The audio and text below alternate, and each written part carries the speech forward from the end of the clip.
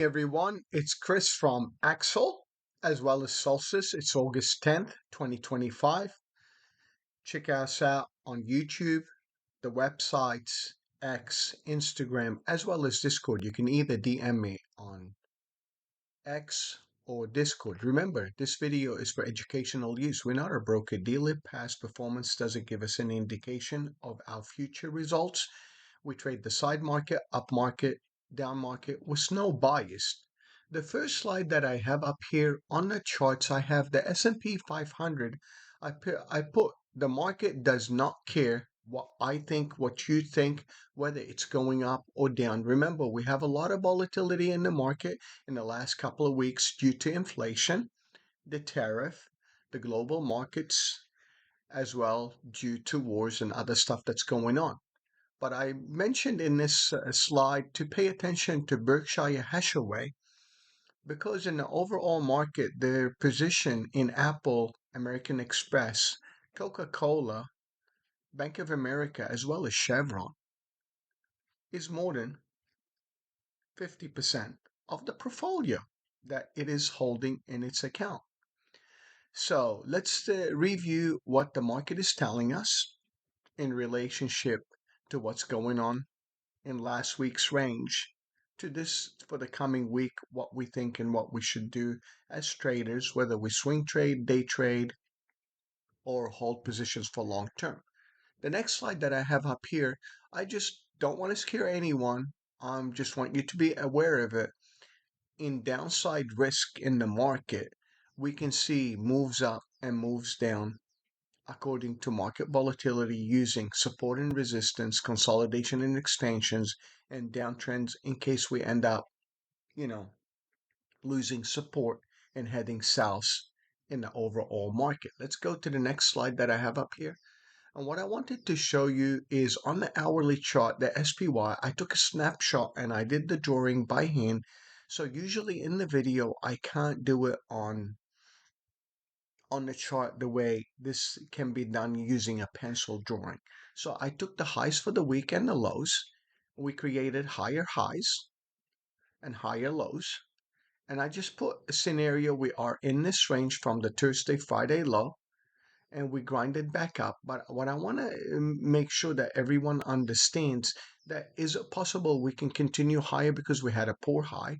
We can come back. I created two scenarios for the SPY for support, which is uh, the 38.2 is 634.50, as well as the 50% is down here and 61.8, which was the prior breakout in the gap. In the profile, we have a gap here, which already filled. We have the gap from the prior week. This is on the daily. This is on the hourly chart. If we find support in this area, we look below, or we stay in this range, or do we break out on Sunday afternoon when the market opens in Asia, as well as Australian markets before, Dubai and European zone. So let's go to the next slide.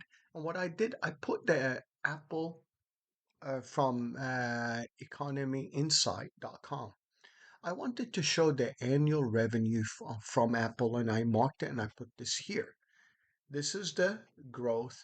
This is where it comes from in iPhones, Mac, iPad, watches, and AirPods, correct? And the services they provide and what's going out in flow and what's the cash flow. They want to actually spend or expand business and bring it from overseas, from China to India, India to US. It does not make sense 600 billion and increase another 100 billion dollars in the US while their revenue is 94. The hype is there. Apple is moving up, so you can trade it, but you have to be careful in case of sharp downturns in the market. That's what kept the market on Friday up because it dragged Tesla, it dragged Netflix up, it dragged Google up with it because people hearing that they have the AI, they want to expand, they want to bring in business to the US, but you have to be careful in between the words what they're saying while their revenue is $94 billion and they want to add another $100 billion to invest in the US. Really? Where the money going to come from? So that's my commentary. So let's go to the next slide. Remember where to check us out. Give us your commentary, share it with your friends. We're here to help. And by the way, don't forget to look at the Berkshire Hathaway sector in the profile. This is the first slide I have in Berkshire Hathaway. If you can see from 2022 lows in October to the 2023, March and, the October lows, November, the rally in 2024, and the 2025 coming back down. If I draw an uptrend channel on the chart, we are broken down on the weekly. So if I take this low, connect it to this high, you can see it. We testing this area. But if I take the 2024 lows to this area, we basically broke down. You can see it. I mean, without even me connecting any other dots, we have the upper linear regression channel and the downtrend. But if I zoom in from 2024 to here, you can see the lows are in this area that are formed, and we are holding this uptrend, but we lost on the short time frame in 2025. The push up coming back down, we are in consolidation in this big area where there's a lot of volume and consolidation before we had the breakup. Then we had the April reset and rally back up, and we coming back down. Berkshire Hathaway, you can see the RSI is in a downtrend and the sectors are in a downtrend. This tells me there's something wrong in the overall market. Pay attention to it.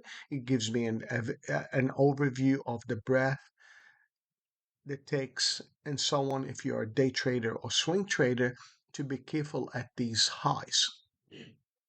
Let's take a look at right now. Put the SPY on the weekly to show you that we are in that linear regression uptrend channel after looking in April at the 116 simple moving average and the 200. We missed it. We missed the linear regression uptrend channel coming way back from, you can see it from basically 326 2020, and we continued higher. We came back close enough, took the 116 on April of 2025 around the 16th through the 22nd. We started moving up. We got that professional gap. We continued higher, but we had an inside candle of the prior week on the daily chart.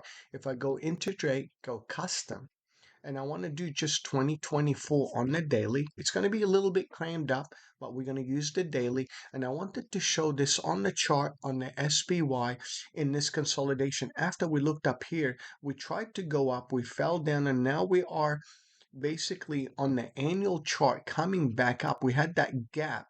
Then we had Monday, inside day, Tuesday, Wednesday up, Thursday look above, come back in and have an inside day. And Friday, the market rallied, I believe, because of Apple. I'm going to show you the tech sector, the combination of the NASDAQ 100, which I'm going to use the Mega 8. I don't use the Mega 7. I have included in there, which is Netflix in here. Okay. So I'm going to go in the charts. You can see here, I have it marked in orange. This is my 8 instruments together, which consist of Apple, Alphabet, Amazon, Microsoft. You can see them right here, Facebook, Netflix, nvda, and Tesla. I wanted to show this consolidation right here. When we were consolidating here for a while, then we fell down, we rallied up, and we broke from this area and grinded, rallied higher, grinded for 2, 3 weeks, looked up, failed, and coming back to this area. I think this one happened because of two major stocks. I wanted to show this here to tell you, hey, the RSI has changed trend. If I draw a downtrend channel from here to this higher valley, you can see the breakout and coming from the 50, we created some kind of a shoulder, those triple bottoms, and the rally up due on that push, and the RSI is climbing towards the 61.8. Does it get to 70, 78% and reject? Possibly, but I want you to be aware of it because of Apple. Let's put Apple by itself, AAPL. And I wanted to show Apple here, and we had this major gap in here from the prior month, and I kept it, and that was on the monthly charts. I have not moved, that one to down here, so which is okay for the July. I can, activate it, go right click, activate the text message. We can grab it and put it here for the July, we had that cup. We were creating a cup. We looked at the 215, couldn't, fell back in the 200 range, and on the news, due to Cook meeting Trump and saying that they're going to invest in the market. Is there a possibility of continuation? We have filled 100% of this gap. We were in this consolidation. These were the three soldiers and the fourth one taking us down. We are coming to this territory with the ADX DMI. There was a lot of consolidation in here. When we looked below, looked up, looked above, tested this area that eventually fell.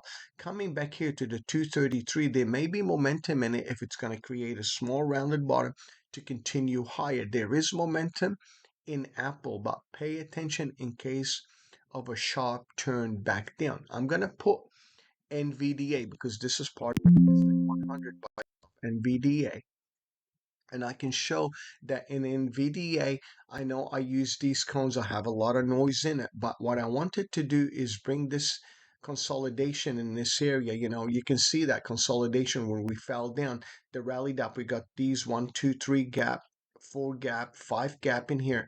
But I want to show from this area, from this area here, going up, we have this gap.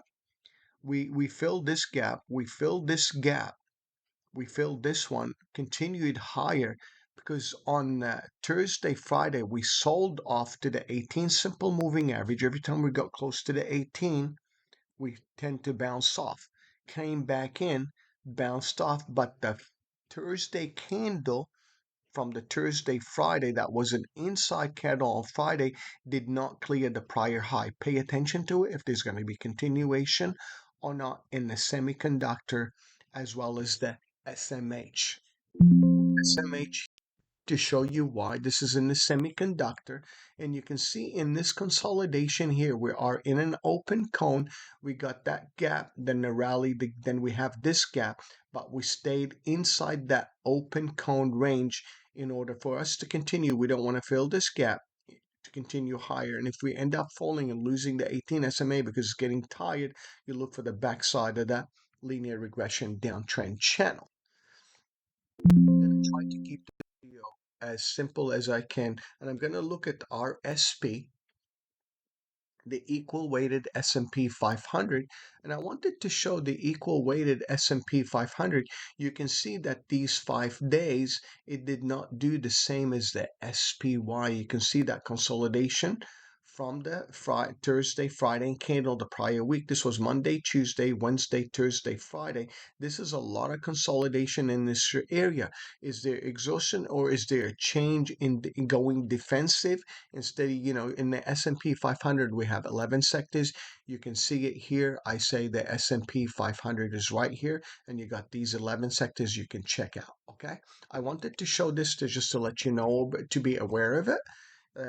Last but not least, in the sectors, I want you to pay to Ethereum, ETH or micro ET. I'm going to use micro ET.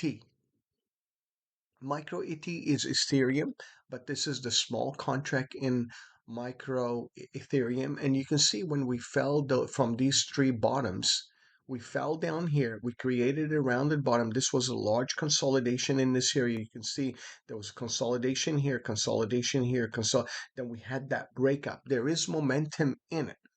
You can take, if you cannot trade Ethereum directly, you can trade coin and other ETFs that are mirror image of Ethereum, but be careful because Ethereum and Bitcoin trade sometimes together, sometimes they trade a little bit differently. This is something to pay attention to in Ethereum, and you can see that the momentum after those one, two, three, I consider this one, two, three. This is the fourth test. Even if it gets a rounded bottom in here and catches the 18 SMA and the momentum shifts, there's momentum in Ethereum. Okay. So let's go now take a look at the measured move in SPY. I'm going to go to SPY, which we did on the charts. And what I'm going to do is go to a daily chart, from the daily to an intraday. Intraday, we can go 20 days or 30 days, it doesn't matter. And we're going to go to 4 or 6 hours. We'll use today 4 hours. And the overnight action between the Eurozone and Asia is in the gray area. The trading hours in the black is from New York Stock Exchange, the 9:30 open till 5 p.m. in the afternoon. Usually all commodities trade. Usually S&P SPY trades till about 4:15. Usually it slows down. What I wanted to show you that last week candle, if I measure from high to low here, this is, we stayed inside this. And this candle that push up on Friday and Thursday that looked below and back up, this was because of Apple. If I take the highs for the week from here, which you can see resistance and support, my 50% here. So how do I look at the measured move in here? I'm going to go to the measured move, grab the high, grab this to the low. This was, remember, Friday. Monday was down here. This was the low, which you can see. This was Sunday. This is the Monday lows. And you can see the ranges and the extensions to the high and low on the charts in SPY. So if I want to look at the monkey bars and understand the profile, I can come in here and look at the monkey bars in the profile. We can see that we were in range here. Then we fell down. We created time spent lower. POC is here, point of control here where most volume is. You can see in last week's range from Friday, the POC and the time spent was in this area. Then on Friday, my time spent is lower than the point of control. If the sector is going to switch and get a reset into the range and bounce off, that would be great. But I am paying attention to this consolidation in this area. And you have the prior week, this area where there was value. We fell below, grinded back up. We had value built in this area. So pay attention to this area in case there's going to be continuation in the SPY. So that's SPY. Let's do the micro ES. And this is the micro ES similar situation. The time spent was lower here on Friday, Monday. Tuesday was up. Wednesday was down. Thursday was between the high and low, but the overall sentiment was bullish. Friday was down, but we do have a poor high in the S&P 500, and I wanted to show it here. This is value high, value low, point of control. Time spent is basically here. Value high is up here. I wanted to show this area from here all the way going up to show you that we only have access one tick. We have this gap on the run up, but the close was at a high, was a poor high. If there's going to be continuation in the European market, Asian market, we have to pay attention to this. If it's going to be fixed during trading hours, or we gap up and continue, or do we come back trade inside to the point of control and value high, then reverse and break out to fix that top. So this is how to look at the market profile in the S&P 500. So I'm going to go back to the style. From the style, go back to standard. The standard is going to give me an overall view of the S&P, and you can see that the marking on the S&P, that was the prior week's range. So what we can do is the Thursday high, you can see it here.